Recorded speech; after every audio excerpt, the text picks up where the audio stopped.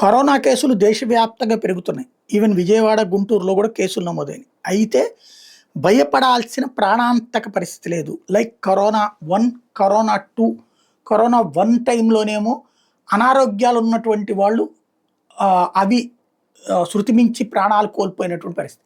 Corona 2 టైంలో oxygen అందక ప్రాణాలు కోల్పోయినటువంటి పరిస్థితి. ఇప్పుడు అంతటి తీవ్రత లేదు ఇప్పుడు వస్తున్నటువంటి కరోనాకి. కానీ జ్వరము, ఒళ్ళు నొప్పులు, దగ్గు, కళ్ళ వెంట నీళ్లు రావడం ఇట్లాంటి సమస్యలు అయితే వస్తున్నాయి. అయితే వాటికి ఇదివరకు కరోనా అప్పుడు మొదట్లో మన ప్రోటోకాల్ ఎట్లా పెట్టామో ఒళ్ళు నొప్పులు ట్యాబ్లెట్, జ్వరానికి జ్వరం ట్యాబ్లెట్లు, అట్లా కాస్త ఆహారం మంచిగా నాణ్యమైనది అందించడం, అవే ప్రస్తుతానికి ఉన్నటువంటి వైద్యం. అలాగే వ్యాక్సిన్ వేసుకుని ఉన్నారు కాబట్టి ఇప్పుడు కొత్తగా చేయడానికి ఏమీ లేదు ప్రస్తుతానికి. కాబట్టి జాగ్రత్త తీసుకోవడం అనేటటువంటిది ప్రజల బాధ్యత. అట్ ద సేమ్ టైం ప్రభుత్వం తగిన ఏర్పాట్లు చేస్తున్నాము అని చెప్తోంది. ఏం జరుగుతుందో చూడాలి.